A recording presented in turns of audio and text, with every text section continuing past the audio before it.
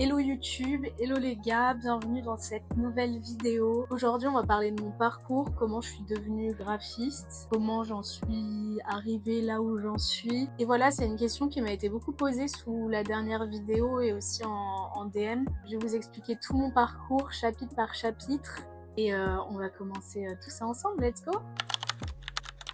Alors on va commencer avec le premier chapitre, je l'ai intitulé Mes études, j'avance sans GPS. Parce qu'en fait, après mon bac L, moi j'ai voulu partir dans des trucs qui me passionnaient du coup, principalement le dessin, la musique aussi beaucoup. Donc je cherchais quand même quelque chose d'assez artistique pour commencer. J'ai postulé en architecture, aux beaux-arts, aussi dans le journalisme. Je me souviens qu'au lycée, il y avait un journaliste qui est venu nous voir et nous présenter son job et ça m'avait vraiment plu. Du coup, j'ai regardé un petit peu ça, j'ai postulé à pas mal de trucs. J'ai été refusée dans pratiquement tous les trucs que j'ai demandé et j'avais mis quand même une licence en histoire parce qu'il faut savoir que j'étais assez forte en histoire, passionnée par cette matière. J'ai eu 19 au bac je crois et j'avais un prof génial qui m'a vraiment aidé à comprendre cette matière et à potentiellement transformer ça en métier. Donc je me suis dit bah pourquoi pas partir en licence histoire, il m'a un peu poussée je vous avoue. Et évidemment à la fac bah on est quand même pris assez facilement donc j'ai été prise en licence d'histoire. Donc me voilà en septembre à Nancy partant faire une licence à la fac de lettres de Nancy. Du coup, je me retrouve là-bas. En vrai, j'aime la matière. Je sais que l'histoire, ça me passionne quand même et j'aime apprendre des trucs. Mais assez vite, je crois 2 ou 3 mois après avoir commencé, je réalise que en fait c'est pas du tout fait pour moi, que je veux du concret, je veux quelque chose de créatif. En fait, quand t'es en histoire, t'as l'impression que tu vis tout dans le passé et du coup c'est assez compliqué de voir le futur et de laisser place à l'imagination parce que tout s'est déjà passé. Et en fait, du coup, ça m'a fait un peu tilt. J'étais là, ah ouais, non, je crois que c'est pas fait pour moi, je ne serai pas la future Stéphane Bern. J'essaie de me réorienter, mais je me suis réorientée assez tard, c'est-à-dire que j'ai attendu la fin de mon année. En fait, le reste du temps, bah, j'ai pas fait grand-chose, j'ai travaillé, je me suis principalement amusée, j'ai fait l'étudiante, on va dire. J'ai été dans un groupe de musique, j'ai fait vraiment des choses chouettes, mais pour le kiff et niveau études, c'était pas trop ça quoi, c'était assez bancal. Donc après cette année chaotique, l'année suivante, je me réoriente en DUT information communication, toujours à Nancy. Pareil, c'était un peu par hasard parce que ma coloc s'était aussi réorientée mais elle beaucoup plus tôt que moi dans la communication et du coup en fait tout ce qu'elle faisait ça me donnait grave envie. Bah vachement l'essor des réseaux, je crois TikTok n'était pas encore présent mais c'était quand même l'essor et l'acceptation on va dire de la communication, du marketing dans les entreprises et donc ça m'a donné envie. J'ai suivi un peu dans cette voie donc encore une fois j'y suis allée un peu à l'arrache et au hasard. Chapitre 2, le déclic.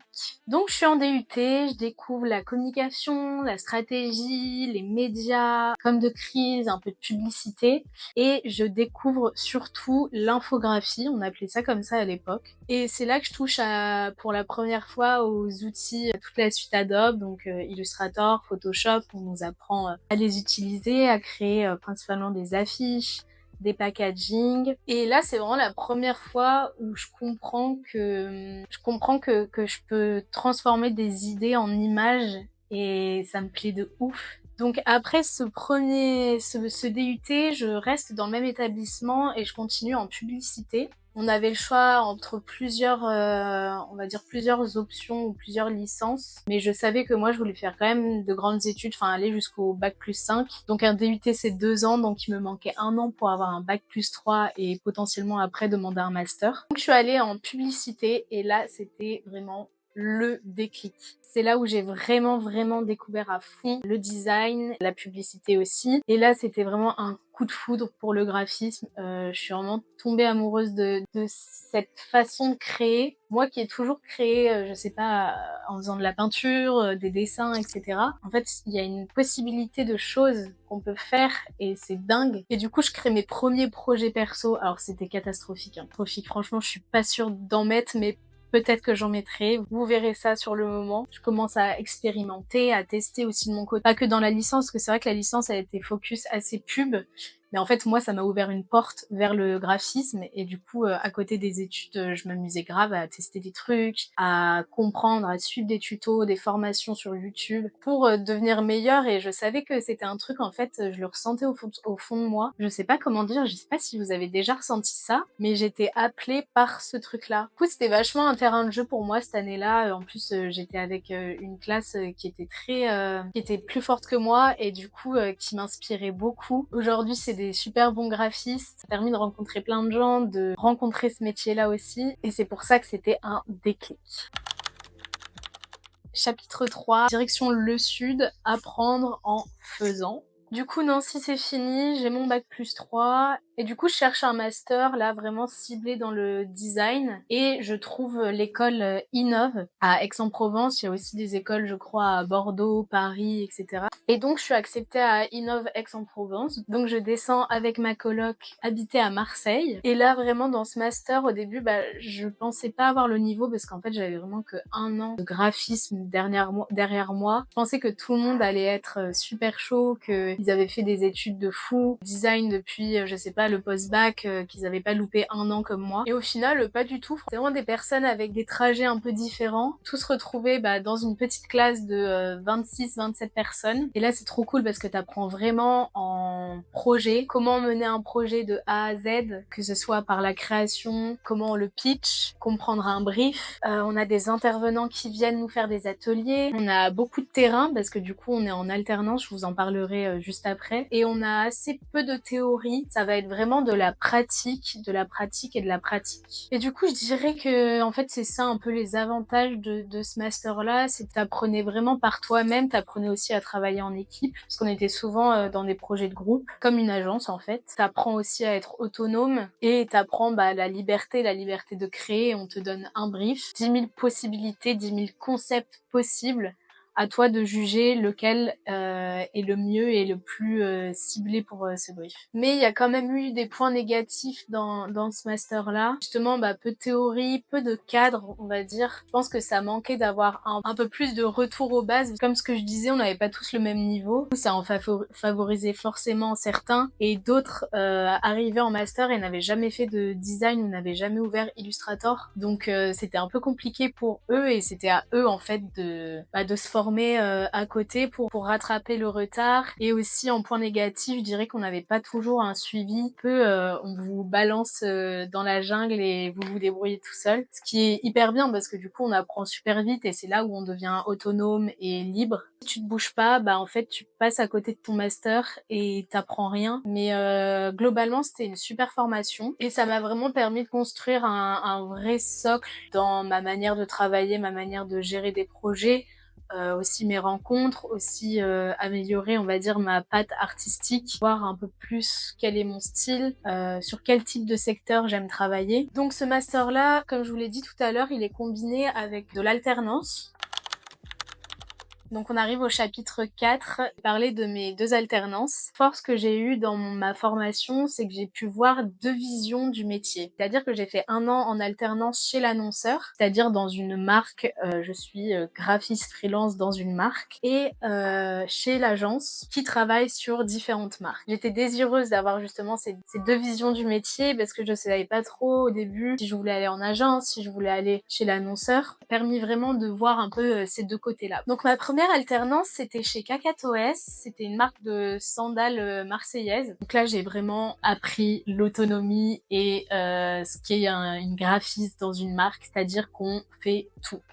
On crée des visuels pour les réseaux sociaux, du packaging, du print, du digital, enfin forcément, des publicités JC Deco. Enfin franchement, on a fait plein de trucs et c'était vraiment trop chouette. L'équipe, elle était folle. Je suis encore en contact avec certains d'entre eux et j'ai eu la chance d'avoir vraiment une mentor dans cette alternance qui s'appelle Margot et elle m'a vraiment aidée à m'affirmer aussi, à avoir confiance en ce que je faisais. Donc ouais, pendant cette alternance, j'ai vraiment appris à créer vite, à bosser dans la continuité d'une marque, marque, de comment développer toute la cohérence d'une marque dans des temps souvent très impartis. C'est assez énergivore et très stressant. J'ai tellement appris en un an que ça a été vraiment bénéfique pour moi. Et donc l'année suivante, je suis partie en agence. J'ai été recrutée dans une agence qui s'appelle Acrolab, agence aussi à Marseille. Et là, c'était l'opposé. Beaucoup plus de concepts, de réflexion, de stratégie. C'est-à-dire que dans la première alternance, j'étais beaucoup plus exécutive, que on me demandait de faire quelque chose, je le faisais sans trop réfléchir, on va dire. Et ouais, du coup, en agence, on te demande tout le contraire, on te demande de penser tes concepts. Ok, tu fais ça, mais pourquoi tu le fais? Qu'est-ce que ça veut dire?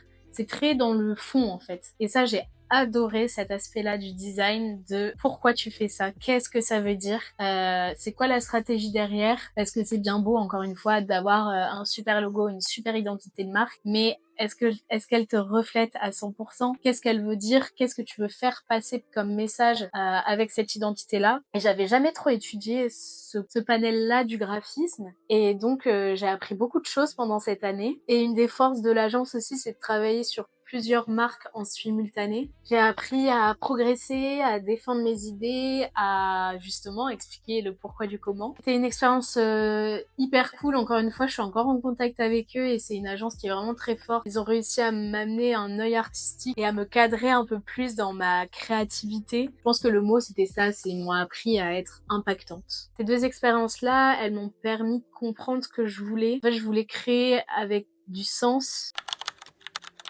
Passons au chapitre 5, qui sont mes débuts en freelance. Alors en fait, pour vous expliquer, en parallèle de mes études, j'ai ouvert ma freelance. Donc c'était en 2022, il y a 3 ans. Je sais plus comment j'ai été influencée, mais du coup, il s'avère que je commence à créer mon entreprise.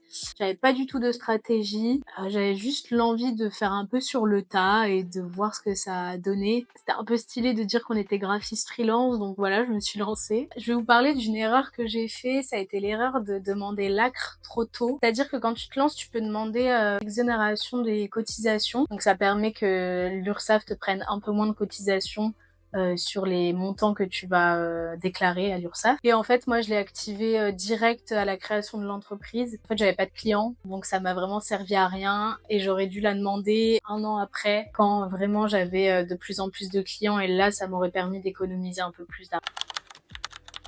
Là, on arrive au chapitre 6. Bienvenue dans la jungle de l'administratif. Créer son statut, c'est pas facile. Ça a l'air facile sur le papier, mais quand il fallait le faire, moi, j'étais complètement perdue. Dans ma famille, il y a personne qui est en freelance ou qui a lancé une entreprise. Donc, c'est vrai que j'étais un peu perdue, même autour de moi. J'avais pas de copains qui l'avaient fait. Donc, ouais, j'étais un peu perdue. Je savais pas comment faire un devis, comment faire une facture, parce que ça voulait dire TVA non applicable, article 293B du GCI, je sais pas quoi. Je faisais vraiment tout à l'arrache. L'URSSAF, les déclarations, les seuils de je sais pas quoi, j'en avais aucune idée. Donc ce que j'ai fait, c'est que j'ai regardé sur internet, premier réflexe, d'aller se former un peu. Dans mon souvenir, j'ai pas été demandée à des graphistes freelance comment ils avaient fait et j'aurais dû, c'est une erreur. Si jamais vous voulez vous lancer et que vous n'avez pas trop l'administratif, etc., allez voir quelqu'un qui l'a fait, en fait c'est le meilleur des conseils et là vous allez perdre beaucoup moins de temps parce que moi j'ai perdu du temps. J'ai aussi utilisé les bons outils, par exemple pour les factures, devis, aussi URSSAF, ça mélange beaucoup de choses et c'est un outil qui s'appelle Abi et ils sont spécialisés dans l'aide administrative pour les freelances, graphistes ou autres, mais pour les freelances et eux ils m'ont sauvé la vie parce que j'ai tout qui est centralisé sur une plateforme, c'est génial. On arrive au chapitre 7 et là c'est le commencement du commencement, c'est le vrai virage que la création de OK Design. Je comprends que trouver des clients c'est compliqué, que je galère depuis 2 ans à côté des études évidemment j'étais pas à fond dessus, mais je comprends que ça va être compliqué, il commence à avoir de la concurrence, donc ça me faisait un peu peur et j'ai eu un moment de down où je me disais est-ce que ça vaut le coup de continuer dans cette voie-là et de partir en freelance ou est-ce que je vais en agence, que je repostule chez une marque. En fait, j'étais un peu perdue parce que à la fois je cherchais une stabilité et à la fois je sais que la freelance m'attirait beaucoup et que j'avais une soif de travailler pour moi. Et ça, je l'ai vu quand je faisais aussi des projets en perso, c'est que je compte pas les heures quand je travaille pour moi, alors que du coup c'est plus compliqué quand tu travailles pour une boîte. Là, t'as quand même des horaires, machin et tout. La créativité, elle est beaucoup plus limitée, je trouve, et tu laisses moins place à la liberté de t'exprimer. Par exemple, si le soir à 22h j'ai un boost de créativité, bah maintenant juste je prends mon ordi et je le fais quoi. Donc voilà, j'avais un peu peur de la freelance, mais je voulais quand même y aller, donc j'y suis allée. Et vous connaissez mon modèle, je vous en ai parlé sur l'abonnement. Donc ça a été ça aussi le premier virage, c'était de choisir un modèle qui me corresponde un peu plus, avec toujours cette idée principale d'accompagner des marques dans la durée, dans la collaboration. Donc ouais, actuellement c'est ça quoi, c'est j'ai mon petit studio et c'est trop chouette, franchement. J'espère que je vais le développer de plus en plus, on verra. Et je voulais vous parler d'ailleurs, je voulais vous expliquer pourquoi j'ai appelé mon studio Okea. Alors quand j'ai décidé de créer même ma freelance, je te demande d'avoir un nom. Et du coup je cherchais un nom et c'est trop dur de faire ça, j'avais pas envie de mettre mon nom à moi. Et Océane Guide graphisme, je voulais quelque chose d'impactant, de punch. Et du coup, j'ai fait mes petites recherches. Je suis tombée, alors je suis très fan de tout ce qui est mythologie grecque, etc. Je suis vraiment attirée par ça. Donc je me suis dit, ah, je vais aller regarder, est-ce qu'il n'y a pas un truc qui peut me plaire là-dedans. Et je suis tombée sur Okeanosok. C'est un mot du coup d'origine grecque qui veut dire tout vient de l'océan ou fille de l'océan. Et du coup, vu que je m'appelle Océane, bah ça m'a vite tilt. Je me suis dit, ok, je peux à la fois mettre identité à moi et travailler un truc un peu fluide, infini, vivant, trouver un mot un peu comme ça qui mêle à la fois mon identité et un nom de marque qui soit puissant. Et je trouve que dans ce nom Okea, enfin du coup j'ai raccourci Okeanosok en Okea parce que Okeanosok, je trouvais que dans le parler on le retenait pas assez. Je trouve que Okea ça se retient assez bien. Donc voilà, j'ai vraiment vu une métaphore de la créativité et de la création graphique, on va dire. Donc voilà d'où est né le nom Okea Design. Maintenant vous savez tout. Donc ouais, pour conclure, donc on va conclure cette vidéo sur mon parcours de graphiste. Comme vous l'avez vu, bah j'ai pas trop suivi de plan, je suis un peu allée à tâtons, un peu foncée dans le tas, mais j'ai réussi, c'était compliqué, mais j'ai réussi à créer un projet qui me parle, qui me ressemble et qui fonctionne. Et ouais, bah c'était pas écrit et je pense que c'est souvent pas écrit, mais je crois quand même un peu au destin, quand même au fond de moi que c'était pas écrit, mais qu'il y a quelque chose qui me pousse vers ça. Je me vois pas faire autre chose que ce métier. On verra, hein, peut-être par la suite je changerai. Mais voilà, je me suis laissée guider, j'ai essayé, j'ai testé, j'ai fait des erreurs et ça arrive et franchement, vous inquiétez pas sur ça, c'est normal de pas avoir, surtout en sortie de bac, de pas avoir une voie qui est toute tracée. On fait des erreurs, on se trompe, on perd du temps, on perd des années. Penser que ça c'est fait pour nous et au final, tant qu'on n'a pas essayé, tant qu'on n'a pas eu même un petit atelier, un prof qui nous a dit une phrase, on n'aura jamais la vision sur un autre métier. C'est un peu ça qui s'est passé, c'est que j'ai été faire des études de base pour un métier en particulier qui était chargé de com et au final j'ai eu un coup de foudre pour le graphisme. Donc en fait on sait jamais trop ce qui va arriver et soit ça se met sur notre route, soit faut aller la trouver cette route. Merci d'avoir regardé cette vidéo. J'espère que mon parcours aura pu vous inspirer ou vous relativiser sur certains sujets. En tout cas, j'ai adoré en parler. Si jamais vous avez des questions, vous savez, vous n'hésitez pas à m'envoyer un message, à commenter. Je serai heureuse d'y répondre. Je vous laisse mon Instagram aussi. N'hésitez pas à me suivre. On se dit à la semaine prochaine. Ciao!